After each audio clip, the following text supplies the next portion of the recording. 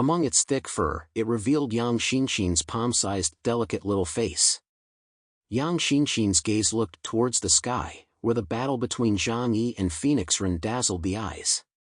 It was difficult for her to join a battle of that level now. And right now, the biggest trouble was Kanuta, who was disguised as a blue shark. Yang Xinshin stroked Flower's head. "Flower, take a good look and make sure to capture his movements." "Woo." Flower's eyes were dead set on the lower ground. "What a big fish." Its eyes went straight.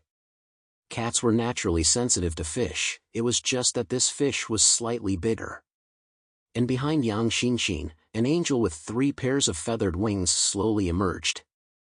"Carefully, look for his position," Yang Xinshin muttered. While the angel behind her appeared with a longbow in its left hand, its right hand removed a feather from behind it. That feathered wing transformed into a sharp arrow in its hand, with the end still looking like a feathered wing. After a short while, Kanuta violently drilled out from the depths of the earth and opened its huge mouth, this time targeting Luinghao. Luinghao's face went white. Even though he had injected himself with adrenaline hormones, his speed was not enough to escape Canuta's attack. "Arg!" Kanuta directly swallowed Luinghao in his stomach. Yang Xinshin's eyes stared, and the bow in the hand of the angel behind her was like a full moon, and she shot it at Canuta's body. Pfft! The arrow shot into Canuta's torso, and then only missed the small half of it. It didn't even manage to penetrate his thick scale armor. Kanuta coldly glanced at Yang Xinshin's direction and then stopped paying attention. One would not want to penetrate past his defenses unless one had a vice-captain-level attack ability. He couldn't block Zhang Yi's Void Sphere, but couldn't he still block the attacks of the rest of the Tengu squad? After Kanuta had devoured Luinghao, he hadn't had the time to utter words to taunt the Tengu squad, when suddenly his eyes looked to one side, and then he opened his big mouth and vomited Luinghao out. Luinghao was covered in mucus and was in a sorry state. But he still quickly stabilized himself and looked at the huge blue shark rather proudly. "I'm covered in poison, how dare you eat me?" Luinghao, who could control the hormones in his body, could make his bodily fluids turn into deadly toxins. So Canuta's choice to devour him was undoubtedly a huge decision mistake. However, given his huge size, it was obviously not that easy to poison him. Wudi's eyes lit up as he found a way to deal with Kanuta. At the very least, it would allow everyone to avoid being eaten by him. "Luinghao, use your poison to give each of us some on our bodies." Luinghao shouted, "Understood." He quickly ran to Wudi's side before biting open his own wrist and drenching his blood onto his body. The blood became a deadly poison after he transformed it. One by one, the others went through the process as well. Kanuta scoffed at this though. If he couldn't swallow it, then he could just crush it with his size advantage. "Let me help you." Eclipse Moon's member Yoshimitsu Sakuraba pressed his left hand against his right wrist and aimed it at the space where everyone was fighting. Gravity unleashed. Once his ability was activated, everyone suddenly felt their bodies become several times heavier. Some non-melee type mutants even found it difficult to lift their feet. However, surprisingly, they were not the worst off in the field. Boom! A muffled sound came from the center of the battlefield, and the body of Kanuta, who had transformed into a giant blue shark, suddenly sank deep into the ground. "Damn it, what are you doing?" he roared. Wudi suddenly laughed aloud as he watched the scene. Such a powerful increase in gravity, but it's an indiscriminate attack. For such a huge creature, it's simply a disaster. Daiko Yenjin can adapt to super strong gravity through constant exercise. However, Kanuta was unable to do so, as his size and weight at this time had far exceeded the limits of the human body. Such a huge gravity exerted extreme pressure on his internal organs. Yoshimitsu Sakuraba realized at this time that the Kanuta in front of him could not be compared to Daiko Yenjin. "I'm sorry, Before he could finish his sentence, Kanuta had already rushed from the depths of the earth, and then crunch, torn him in half. Yoshimitsu Sakuraba was full of shock. He wasn't killed by the Tengu squad, but by his temporary ally.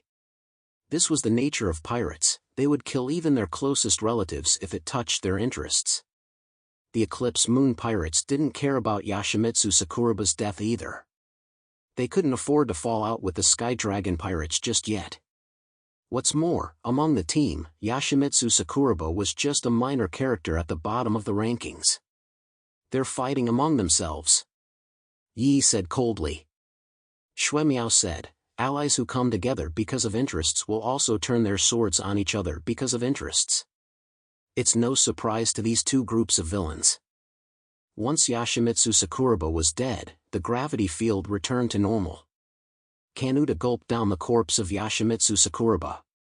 And the horrific wounds left on his body by Zhang Yi were now beginning to show signs of healing. Wudi's eyes narrowed. This guy can heal himself by devouring mutants. On the battlefield, Kanuta had absolute initiative. He was like a spearhead, rampaging across the battlefield. The pirates behind him relied on him to attack the Tengu squad. Shadowfall Thorns. This fleeting opportunity was seized upon by the Tengu squad. The shadow at Yi's feet quickly extended out and combined with Canute's enormous shadow. Then, from the shadow of the earth, hundreds of sharp black thorns instantly sprang out, piercing towards his body. At the same time, Wudi's hands condensed a huge floating cannon, which turned into a huge beam and shot towards Canute's body. The two men chose to attack the location with great care, which was the location of the wound Zhang Yi had left earlier. Hiss! Canute's body shook, from all of the impacts. The joint attack by Yi He and Wu Di had also caused him to sustain some injuries. Whoosh! Kanuta let out a loud wailing sound. In the distance, Yang Xinshin also made the angel behind her aim at Kanuta and shoot the second arrow. But this arrow was different. Kanuta had been paying attention to the movements of everyone on the battlefield. The girl just shot an arrow at him, causing about 0 damage, but this new arrow made him feel an omen in his heart.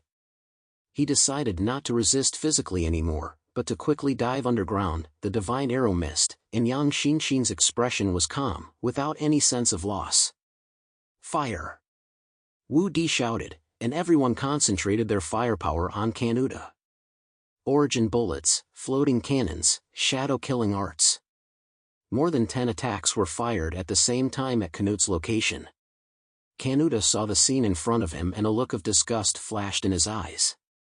He never imagined that he, the captain of the 4th team of the Tianlong Sky Dragons pirates, would be bullied by a bunch of lowly subordinates here.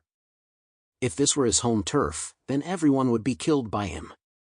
Yes, his main battlefield is the ocean. There, even if the opponent has a super battleship, it will be mercilessly capsized by him. It really is true that sharks' fighting power will be greatly reduced after they come to land. This time, the target was still Wu Di. Because out of all of them, only Wu Di had really hurt him. The huge blue shark's body rushed towards Wu Di, making his hair stand on end. At the critical moment, Kongsheng stepped forward once again. He was the only remaining melee-type mutant in the team. He was the only one who could block Canute's attack head-on. But when Kongsheng stood in front of Kanuta, the murder in Canute's eyes flashed with a mocking gleam. I'm going to kill you, asshole. Once he had killed the metal man, the remaining mutants would be at his mercy. Boom! Kanuta somersaulted in the air, rising up like a whale leaping out of the sea, and then his head smashed down on Kongsheng. Boom! Kongsheng had no way to avoid it, so he crossed his arms in front of him to try to block the impact. A loud noise rang out across the battlefield, and blue arcs of electricity intertwined in the air to form a monstrous Orochi snake. The impact was so powerful that it sent Kongsheng directly 10 meters into the earth. Kongsheng! Wu Di was lucky to have survived, but when he looked into the pit, he saw that Kanuta had disappeared. But Kongsheng, the honest man of the former Black Robe squad, had been cut in half and was blackened like a piece of coal. He had not been able to withstand the combined attack of Kanuta after all. The members of the Tengu squad felt a little sad. But now they didn't have time to grieve.